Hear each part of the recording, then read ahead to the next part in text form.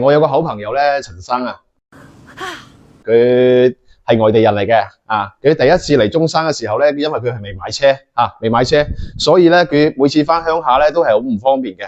後邊咧佢同我講，佢想買套樓咧就係比較近，即係坐車比較方便啲嘅啊。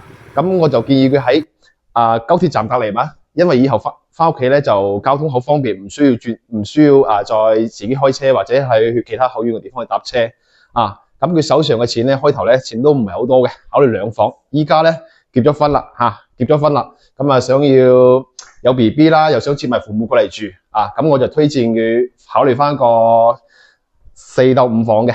咁我今日嚟呢個房咧，就幫佢做一個參考嚇。呢個屋苑咧，佢大概係有150方啦，150方可以做到5個房、3個洗手間，係好方便嘅。基本上係可以一步到位啊，3代同堂完全冇問題嘅。而且咧係拎包入住嘅啊，拎包入住啊，現樓交付，現樓交付。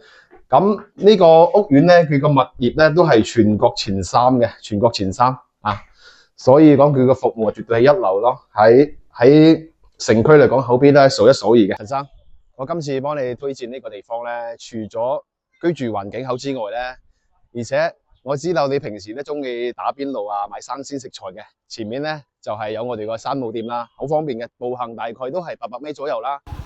啊，收工之餘同埋老婆去睇電影啊，前面都有大順啦、萬文匯啦，都係好方便噶，環境超正啊！你到時候多啲邀請我過嚟啊，我推薦咁靚個環境俾你。